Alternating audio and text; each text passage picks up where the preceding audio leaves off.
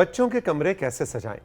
बहुत बड़ा सवाल है और इसमें इससे भी बड़ा सवाल ये है कि पैसे कम खर्च हों और बच्चे भी खुश हों, मतलब ये तीसरा सवाल है। इसलिए कि आजकल के बच्चे की ख्वाहिशात के मुताबिक उसकी ज़िंदगी को डिज़ाइन करना बहुत बड़ा मसला है। उसने क्या खाना है, उसका कमरा कैसा होना चाहिए, उसके दोस्त, उसके कपड़े, उसको उसके पसंदीदा रंग, उसको कौन सा काम अच्छा लगता है, उसके क्या ड्रीम्स हैं, क्या पैशन है। भाई माँ बाप अपनी ज़िंदगी भूल जाते हैं और बच्चा उनकी ज़िंदगी को चला रहा होता है। इन सारी चीज़ों की रोशनी में महानूर आ चुकी हैं, महानूर खुर्शीद, जो कि पाकिस्तान की एक लीडिंग आर्किटेक्ट और इंटीरियर डिज़ाइनर हैं। और आज हमने महानूर को ये काम दिया है कि हमें बताएं कि बच्चों के कमरे हम कैसे सजाएं कि वो भी खुश रहें और हमारी ज़िंदगी भी सुकून में रहे। गुड मॉर्निंग, अस्सलाम वालेकुम। गुड मॉर्निंग, अस्सलाम वालेकुम, हाउ आर यू? मुश्किल काम है ना? मुश्किल काम है लेकिन बहुत इंपॉर्टेंट काम है। अच्छा, क्योंकि हम जब भी इंटीरियर्स कर रहे होते हैं हम ये तो सोचते हैं कि अच्छा घर का ये ड्राइंग रूम कैसा होगा, पेरेंट्स का बेडरूम कैसा होगा, वॉशरूम कैसा होगा। बच्चों के लिए हम बहुत ज़्यादा इतना एफर्ट नहीं पुट इन कर रहे होते जितना कि करना चाहिए, क्योंकि जैसे आपने कहा कि हर चीज़ once a child is in a house तो हर चीज़ उसके गिर्द रिवॉल्व कर रही होती है, सारे घर वालों की रूटीन, खाना पीना, एक्टिविटीज़ उसकी। तो इसी तरह वो जिस स्पेस को यूज़ कर रहा है वो भी बहुत इंपॉर्टेंट है। जो कि बड़ी अच्छी बात है वैसे, अगर बच्चे के गिर्द आपकी ज़िंदगी घूमे तो ये बहुत अच्छी बात है। अच्छी बात है, exactly, it's a fun thing as well. आप खुद भी ज़रा डिसिप्लिन हो रहे होते हैं और अच्छा होता है। लेकिन हम हमेशा इस सेगमेंट में बात करते हैं कि किस तरह से आपका जो इन्वायरमेंट है वो आपको इफ़ेक्ट करता है। तो जिस तरह वो एक रेगुलर एज के इंसान को इफ़ेक्ट करता है, इसी तरह बच्चों को भी इन्वायरमेंट्स बहुत ज़्यादा इफ़ेक्ट करते हैं, if not more than a regular aged person. तो जब भी आप इंटीरियर्स करें अपने घर के, तो आप प्लीज़ इस चीज़ के ऊपर ध्यान दें कि आपका इंटीरियर बच्चों को कैसे इफ़ेक्ट करे, स्पेशली जो उनके स्पेसिफिक कमरे हैं वो उनके मुताबिक करें। उनकी वेलबींग उसके ऊपर डायरेक्टली इम्पैक्ट होती है उससे, जिसकी कुछ स्लाइड्स आज आप लेकर आई हैं। बिल्कुल। तो सबसे पहले मैं आपको कुछ टेक्निकलिटीज़ बताऊंगी, फिर हम डिज़ाइन की तरफ आएंगे कि डिज़ाइन करने से पहले या कलर्स सोचने से पहले सबसे पहले कुछ फंक्शंस हैं जो या टेक्निकल डिटेल्स हैं जो आपको जिनका ख्याल करना चाहिए जब आप बच्चे का कमरा डिज़ाइन कर रहे हो। मसलन क्या? मसलन के let's jump to the slides और हम साथ साथ ये यस। तो सबसे पहले एक्सेसिबिलिटी। अब बच्चा छोटा है, उसका वो छोटे साइज़ का बच्चा है और अगर आप ऐसी चीज़ें रखेंगे कमरे में जो उसकी हाइट से ऊपर है फॉर एग्जांपल, और वो उनको एक्सेस नहीं कर सकता, तो वो उसके लिए अनफेयर है। हर कमरे में उसके स्केल के मुताबिक फर्नीचर रखें, बुक शेल्व्स रखें, हाइट के मुताबिक, बिल्कुल। उसका फर्नीचर जो भी आप रख रहे हैं, बेड हो गया, शेल्व्स हो गए, टेबल चेयर हो गया, वो उसके साइज़ के मुताबिक आप रखें ताकि वो उसको यूज़ करें, एंजॉय कर सकें। बिल्कुल, उसके बैठने का जो स्टूल है, उसके बैठने की जो कुर्सी है, बिल्कुल उसको भी उसके मुताबिक, उसके जो टॉयज हैं वो उसकी एक्सेस में हो। ये नहीं कि शेल्व्स इतने हाई हैं कि वो उनको बेचारा पहुंच ही नहीं सकता, और आपको बुला रहा है बार बार, बिल्कुल, क्या मुझे उतार दें, मुझे अब आप निकाल देखें दें। कि इन चीज़ों से आप ये भी देखेंगे कि हर चीज़ का डायरेक्ट इम्पैक्ट है बच्चे की डेवलपमेंट के ऊपर, कि अगर वो इंडिपेंडेंट होगा इन चीज़ों की वजह से, कि अगर आप उसको एक्सेस दे रहे हैं तो वो अपने अंदर एक कॉन्फिडेंस फील करेगा कि I can reach for my stuff my self, you know. तो इंटीरियर्स का हम हमेशा ये बात करते हैं कि आपकी पर्सनल डेवलपमेंट के ऊपर भी इम्पैक्ट है। बिल्कुल ठीक जी। अगली स्लाइड पे चलते हैं और देखते हैं कि क्या है। सो फंक्शनैलिटी, कोई भी कमरे का जो पार्ट है उसका कोई ना कोई फंक्शन होना चाहिए, और उसकी फॉर एग्जांपल वार्डरोब हो गया, उसका बेडरूम स्पेस हो गया, बैठने की जगह हो गई, हर स्पेस का एक मकसद होना चाहिए। ये नहीं कि खामखा आपने चीज़ें उसमें रखी हुई हैं या फिर इंपॉर्टेंट चीज़ें मिस की हुई हैं कमरे के अंदर। नेक्स्ट है जी, और खिड़की बड़ी ज़रूरी है, खिड़की तो डेफिनेटली, ताकि वो बाहर देख सके, एक दरख्त, सूरज, चांद और नेचुरल लाइट उसको मिल सके। इसके बाद सेफ्टी, कि अगर बच्चे के कमरे के अंदर आप ऐसी चीज़ें यूज़ करेंगे जो उसके लिए हैज़र्डस है, कि कोई ऐसा फर्नीचर है जिसके शार्प एजेस हैं, उसकी फ्लोरिंग इतनी सख्त है कि वो बेचारा अगर गिर गया तो उसको सर पे चोट लग गई है, कोई टॉक्सिक मटेरियल्स आप यूज़ कर रहे हैं अपने फैब्रिक में या पेंट में, वो उसके लिए हैज़र्डस है। इसी तरह आप कोशिश करें कि अगर विंडोज़, जिस तरह हमने जिक्र किया, इंपॉर्टेंट है बहुत, तो ग्रिल ज़रूर लगाएं उसके अंदर। ये ना हो कि वो गलती से कभी खुली रह जाए तो बच्चा बेचारा जो है वो उसमें से निकल जाए, यू नो। तो वो इन चीज़ों का आपने ज़रूर ख्याल करना है। और कोई ऐसी चीज़ें कमरे में नहीं होनी चाहिए, मिसाल के तौर पे कोई स्टेपलर या कोई पेन्स या कोई पेपर कटर, कोई छुरी ना रह जाए, बिल्कुल, या कोई छोटी सी चीज़ जिसके ऊपर वो चोक कर सके। तो हर चीज़ को आपने बहुत सोच समझ के रखना है, बच्चे के लेवल पर आकर सोचना है कि मैं अपने लिए नहीं ये कमरा सेट कर रही या कर रहा, मैं ये इस बच्चे के लिए सेट कर रहा हूँ, तो I have to be very careful. बिल्कुल ठीक जी। अगली स्लाइड क्या है? अडेप्टेबिलिटी, हम हमेशा कम खर्च वो वाली बात कर रहे होते हैं। तो अगर आप ऐसा फर्नीचर लेंगे जो कि लेट्स से अगर आप कॉट ले रहे हैं और वो सिर्फ कॉट ही रहेगी तो वो आपका वेस्ट हो जाएगा आफ्टर हाँ, 2 साल के बाद, 2 साल के बाद। आप इस तरह का फर्नीचर में इन्वेस्ट करें कि वो चेंज हो जाए। हमेशा ट्रांसफॉर्मेबल फर्नीचर में भी हमने बहुत बात की है, तो क्रिब चेंज हो जाए आपके एक छोटे से बेड के अंदर। इस तरह की भी ऑप्शंस होती हैं कि ये बेड फिर फर्दर बड़ा हो जाता है, ज़रा डबल बेड बन जाता है। यानी जिस वक्त आपने तस्वीर हमें दिखाई है, इसमें उस कॉट से बेड तक का जो सफ़र है, मतलब जिंदगी के पहले 5-6 साल आराम से आप इसी में बच्चे के बिकॉज अगर छोटा बच्चा भी है तो वो 10 साल तक आराम से एक सिंगल बेड पे सरवाइव कर सकता है वेरी इजीली। सो आप यानी 5-6 भी नहीं, 7-8 साल तक वो एक ही इन्वेस्टमेंट आपको लेके चल सकती है। आपको बार बार चीजें बदलने की जरूरत नहीं है। वेरी गुड, बिल्कुल ठीक। सो ये कुछ टेक्निकल डिटेल्स थी जो आपको कमरों में रखनी होती हैं। नेक्स्ट हम करेंगे डिस्कस कि कौन कौन सी स्पेसेस आपने ज़रूर क्रिएट करनी है उस कमरे के अंदर। सो सबसे पहले रेस्ट एरिया, ज़ाहिर है उसको बेड चाहिए या कॉट चाहिए सोने के लिए, तो आप एक रेस्ट एरिया क्रिएट करें। इसके बाद आप उसके लिए एक खेलने की जगह क्रिएट करें जो नेक्स्ट स्लाइड में आएगा। जी, अगली स्लाइड भी साथ ही दिखाएं। सो उसी कमरे में एक कॉर्नर क्रिएट करें जिसमें वो अपना छोटा मोटा खेल सके, चाहे वो वॉल क्लाइंबिंग की आप चीज़ें रखें। ये जो आप हमें तस्वीरें दिखानी, इतने बड़े कमरे तो हमारे अपने नहीं होते, तो बच्चों के कहाँ से इतने बड़े कमरे? नहीं, देयर नॉट दैट बिग। सिर्फ आपने कॉर्नर्स को क्रिएट करना है। उसी कमरे के अंदर अगर 4 दीवारें तो 4 कॉर्नर्स क्रिएट कर लें। एक साइड पे बेड लगा हुआ है दीवार के साथ, एक साइड पे आप उसके खेलने की चीज़ें रख लें। तो आप टॉयज़ की उसको प्रोविज़न दें, उसको कोई ना कोई ऐसी एक्टिविटी दें कि बच्चा एंगेज्ड रहे और उसका माइंड जो है वो इन्वॉल्व रहे। वो बिल्ली जब दरख्त पे चढ़ जाए ना तो वो चढ़ तो जाती है, फिर उतरना उसको नहीं आता। फिर वो म्याऊं म्याऊं करती है कि मुझे क्यों उतारे। अब तो ये जो बच्चा चढ़ रहा है अभी ये इसके ऊपर, तो इसको उतारेगा कौन बिल्ली की तरह? इसके लिए हम जाएंगे अपने सेफ्टी वाले पॉइंट के ऊपर कि आपने नीचे ऐसी फ्लोरिंग या ऐसा मोटा मैट रखना है कि अगर वो गिर भी जाए तो खैर है, सीखेगा गिर के। बेटा चढ़ के बेटा गिर के दिखाओ जरा। बेटा मेरा बड़ा दिल कर रहा है मैं अपनी औलाद को गिरते हुए देखूं, है ना? मैं तो बड़े शौक से और मेरा बेटा, मेरी प्यारी बेटी ट्वां ट्वां करके रोए, मेरा बड़ा दिल कर रहा है। बड़े दिन हो गए बेटा आप रोए नहीं, जरा छलांग लगाए ना, गिरे। मतलब इस तरह की आप पेरेंटिंग चाह रही हैं? नहीं, आप 6-7 फुट पे ये लगाए, नीचे आप मोटा सा मैट रखें, बच्चे चढ़ें गिरें, सीखें अपनी मिस्टेक से कि वो क्या करें, इसी तरह उनमें कॉन्फिडेंस आएगा। वैसे ये बात सही है कि जब तक आप गिरते नहीं हैं आपको दौड़ना नहीं आता। बिल्कुल ठीक। जी आगे बढ़ते हैं। जी जनाब। जी, इसके बाद स्टडी एरिया बहुत इंपॉर्टेंट है। उसी का एक कॉर्नर आपने एक छोटा सा वहाँ पे मेज़ और एक टेबल रखना है बच्चे के स्केल के मुताबिक कि वो उसको यूज़ कर सके, क्योंकि ऑब्वियसली स्टडी इज़ इम्पॉर्टेंट। 2 साल पता भी नहीं चलता, बच्चे बड़े हो जाते हैं। 2-3 साल से आप उनको रीडिंग तो आप उनकी कराना शुरू करें कि आप उनको रीड आउट करके दें, लेकिन by the time they can start figuring out some stuff, तो वो अपनी बुक्स को खुद भी पढ़ सकते हैं। इमेजेस वाली बुक्स को पढ़ें बैठ के और आहिस्ता आहिस्ता। और इस इमेज में मुझे मानूर जो बहुत अच्छी चीज़ लगी कि राइट साइड के इमेज में जो उस बच्चे की लाइब्रेरी है वो बिल्कुल ऊपर, मतलब हमारी लाइब्रेरी होती है ऊपर के शेल्व्स होते हैं, वो बिल्कुल उसकी हाइट के मुताबिक, बिल्कुल कि वो खुद जाके अपनी पसंद की किताबें निकाल सकती है या निकाल सकता है। सो आप देख रहे हैं कि स्केल कितना इंपॉर्टेंट है। आपने एक्सेस देनी है हर चीज़ की बच्चे को। बिल्कुल ठीक। अच्छा जी, एक आध स्लाइड और भी है, कंट्रोल रूम कह रहा है जी। फिर इसी तरह से वार्डरोब स्पेस है, इसके आगे एक और स्लाइड है, वो भी हम देख लेते हैं।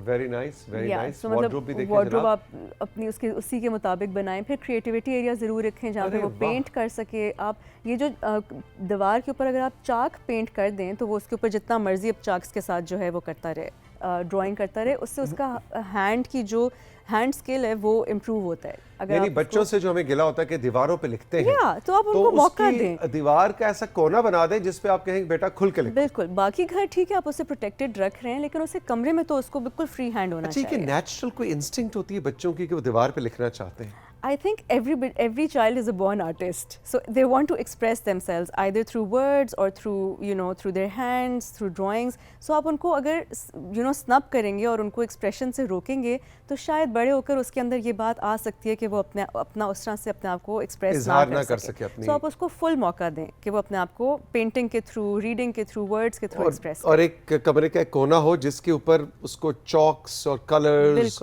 उसको खुद ही बनाए, खुद ही मिटाए, उससे क्या, अब इसको साफ भी करो ताकि उसकी वो जो इंस्टिंक्ट है वो वहाँ निकलती रहे। बिल्कुल ठीक। बिल्कुल ठीक। जी अगली 2 स्लाइड्स हमारे पास रह गई हैं, जल्दी जल्दी लेकर चलेंगे। तो ये बस क्या ये है जी? लास्ट कुछ इमेजेस हैं कि अब आपने ये जब सारी टेक्निकलिटीज़ और वो चीज़ें कवर कर ली, फिर आप थीम्स पर आ जाएं कि आप डिफरेंट कलर्स यूज़ करें, या कोई जिस तरह ओशन की थीम आप सेलेक्ट कर लें कि मैंने अपने बच्चे के कमरे में सी की या ओशन की थीम यूज़ करनी है, तो आप दीवारों पे उसके मुताबिक पेंट भी कर सकते हैं, वॉलपेपर्स लगा सकते हैं, फर्नीचर बना सकते हैं, मैट्स रख सकते हैं, आर्ट वर्क रख सकते हैं। सो डिफरेंट थीम्स हैं। इसी तरह नेक्स्ट स्लाइड में एक दो और इसमें themes हैं। बच्चे से मशवरा जरूर लेंगे, उसको क्या कलर्स पसंद है, उसके क्या फेवरेट टॉयज दिस है। Is the most important point. ये हम मैं एंड पे करना चाह रही थी, but this is very important कि आप बच्चे को इन्वॉल्व करें इस चीज़ के अंदर कि उसको क्या चीज़ पसंद है। जब वो बेबी है तब तो ऑफ कोर्स नहीं, बट ग्रेजुअली आप उसको आर्ट वर्क करवाएं उससे कमरे के लिए भी। तो या दैट्स ऑल्सो वेरी इंपॉर्टेंट। इसी तरह जंगल थीम कर सकते हैं, माउंटेन्स की थीम हो सकती है, आउटर स्पेस थीम हो सकती है, डायनासोर्स हो सकते हैं, नेक्स्ट स्लाइड पे भी जिस तरह है, स्पोर्ट्स की थीम्स हो सकती हैं। सो a lot of Very good, different very themes. good. Yeah.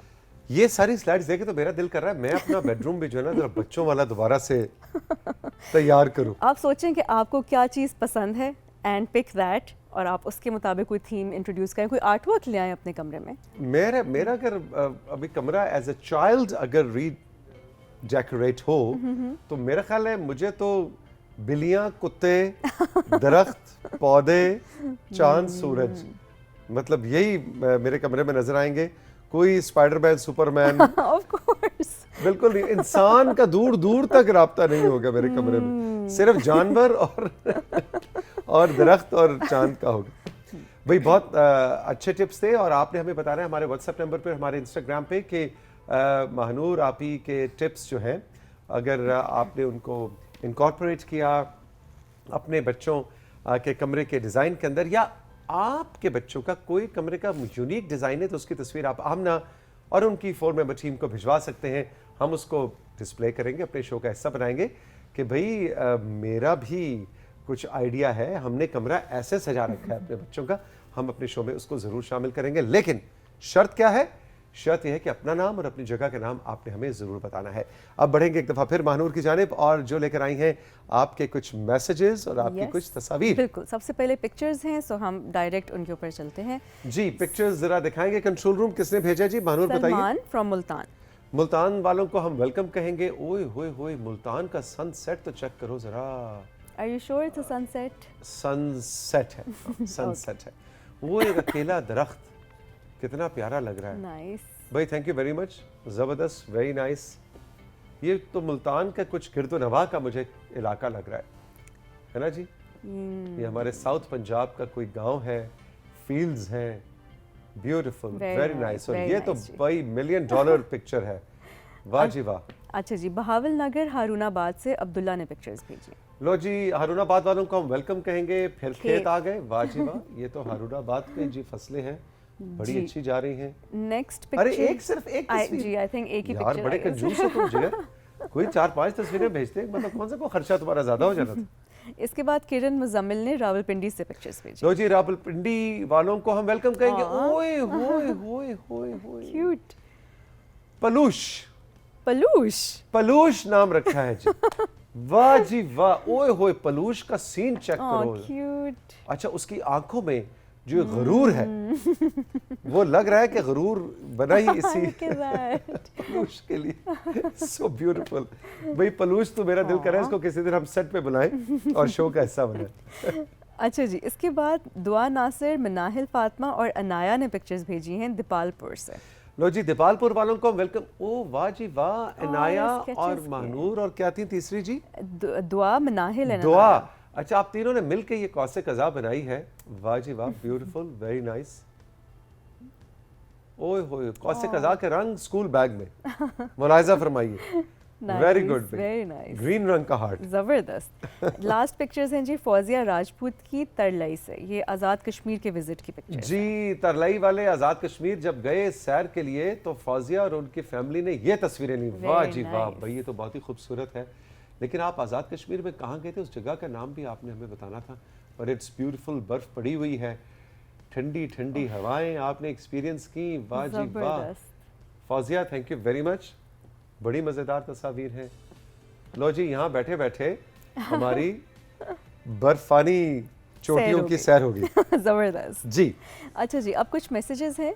Jamila मामू कांजन, कैसे हैं आप? ठीक हैं? जॉय कैसी है? सर मैं ये कहना चाहती हूँ कि मेहरबानी फ़िल्म मैंने इस एतवार को देखनी है और अपना रिव्यू आपके साथ शेयर करूँगी।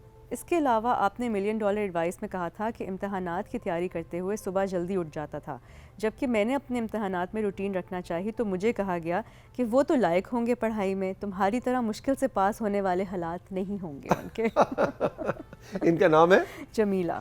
अच्छा जमीला बेटा, दो चीज़ें हैं। पहली बात तो ये कि पढ़ाई का जहाँ तक ताल्लुक है तो मैट्रिक में वो पंजाबी में कहते हैं मसां। मसां का होता है बमुश्किल, लेकिन बमुश्किल में वो मज़ा नहीं है जो मसां में है। मसां पास हुआ था मैं मैट्रिक में, और बीए में तो मेरे स्टैटिस्टिक्स में सप्ली आई थी, और इसमें कोई फ़ख्र की बात नहीं है, लेकिन इसमें हम बताना ये चाहते हैं कि यार सप्ली आ जाना या किसी इम्तहान में फ़ेल हो जाने का मतलब ये नहीं कि आप ज़िंदगी में फ़ेल हो गए। और हम अपने बच्चों पे जो फर्स्ट आ जाने का, फर्स्ट डिवीज़न ले जाने का एक प्रेशर डालते हैं, वो नहीं होना चाहिए। तो आपके घर वालों को मैं ये मशवरा दूंगा कि भाई आपको बिल्कुल भी प्रेशराइज ना करें कि आपने फ़र्स्ट आना है, बहुत ज़्यादा नंबर लेने हैं और पढ़ाई में सुपर डुपर ही होना है। एवरेज स्टूडेंट्स भी ज़िंदगी में अच्छा कर जाते हैं, ठीक है? तो इसमें परेशान होने की बात नहीं है। आपने इम्तहान से पहले जो तैयारी का स्पैन है, जिस पे हमने पूरा शो किया था, जिसका आपने रेफरेंस दिया है, उसमें अपनी स्लीप साइकिल और अपनी इस चीज़ को देख रहे हैं कि आप मॉर्निंग पर्सन है या इवनिंग पर्सन है। समय मॉर्निंग पर्सन हूँ तो मैं सुबह 4 बजे उठ के अभी भी पढ़ता हूँ, पहले भी पढ़ा करता था, तो इसमें कोई परेशानी की बात नहीं है। घर वालों को कहें चिल करें। तौसीक अंकल भी मेरे जैसे ही थे, उनकी भी सप्ली आती थी, ठीक है ना जी? और पहला सवाल इनका क्या था, जल्दी से बताइएगा ज़रा। इन्होंने मेहरबानी फ़िल्म देखी। मेहरबानी फिल्म। कल हारून भाई आए थे और हमने मोहम्मद अली साहब को, जो कि पाकिस्तान की ब्रॉडकास्टिंग और फिल्म इंडस्ट्री की एक दरसगाह हैं, एक लेजेंड हैं, उनकी मेहरबानी फिल्म और बहुत सारी फिल्मों को हमने फीचर किया था, जिसमें मोहम्मद अली और बाबरा शरीफ थे, और आपने कहा कि आपने वो फिल्म देखनी है। बिल्कुल देखिए, बहुत मज़े। उसके अपने सीन्स भी दिखाए थे कल, और क्या डायलॉग्स आ रहे थे उधर से, टक्कर पे टक्कर, बाबरा शरीफ और मोहम्मद अली साहब। तो बिल्कुल वो फिल्म देखिए और हमें उसका फीडबैक ज़रूर दीजिएगा। डेफिनेटली। अच्छा जी, अगला मैसेज है रहमान का नौशहरा से। आदाब राइजिंग पाकिस्तान, हारून शोएब का सेगमेंट 110 में से 118 नंबर लेने वाला था। क्या ज़बरदस्त तहकीक करके लाते हैं। फ़हद भाई, मीना बाजी के सेगमेंट की तरह हमें इनके सेगमेंट का भी इंतज़ार रहता है। मेरे अब्बू और अम्मी यही कहते हैं, बस अभी गाने और ड्रामे दिखाने वाले हैं, वो देख कर फिर हम कोई काम करेंगे। एग्जैक्टली, बिल्कुल जी। हारून भाई जो भी सेगमेंट लाते हैं बहुत मज़े का होता है, और उनकी जो तस्वीर होती हैं और जो वीडियो क्लिप्स होते हैं, मैं खुद भी बहुत एंजॉय करता हूँ जी। जी, अगला मैसेज है नूर का बहावलपुर से। तौसीक अंकल कैसे हैं आप? मेरे पास इंटरनेट की सहूलत मौजूद नहीं है। मेरी अम्मी के पास बटनों वाला मोबाइल है, जिस पर मैं रेसिपीज़ नहीं देख सकती हूँ। मैंने आजकल खाना बनाना शुरू किया है, रोटी गोल बन जाती है अब, लेकिन माश की दाल से लेस ख़त्म नहीं होती। कैसे ख़त्म होगी? आप भी कुकिंग करते हैं, कोई तो टोटका बता दें। अच्छा बात सुने, माश की दाल से लेस अगर ख़त्म कर दी, भिंडियों से अगर लेस ख़त्म कर दी, तो फिर मज़ा ही क्या रह गया उसमें? प्लीज, माश की दाल की लेस आपने ख़त्म नहीं करनी, उसी को एंजॉय करना है। तो मैं आपको कोई टिप नहीं दूंगा, और मैं जो कुकिंग करता हूं, वैसे माश की दाल मुझे बनानी नहीं आती क्योंकि मुझे इतनी पसंद नहीं है, लेकिन जब घर में बनती है तो मेरा तो उसके बारे में यही बेटा उसूल है कि जो भी रब ने आपके लिए चीज़ बनाई है, चाहे भिंडी है, माश की दाल है, आलू है, उसकी जो नेचुरल फ्लेवर है। इसलिए मैं कहता हूँ जब भी सब्जी बनाएं उसके हुकूक पामाल ना करें, उसको इतना मत भूने कि बाद में पता ही नहीं लगे कि तोरी बनाई थी कि भिंडी बनाई थी कि आलू बनाए थे, है ना? तो उसको बस इतना पकाएं कि उसकी नेचुरल, उसके न्यूट्रिएंट्स, उसकी ग़िज़ाइयत बरकरार रहे। तो माश की दाल की लेस बिल्कुल ख़त्म नहीं करनी, उसको एंजॉय करना है। ज़बरदस्त। अच्छा जी, आखिरी मैसेज है हमारे पास। लास्ट मैसेज है लकी मरवत से आपदा का।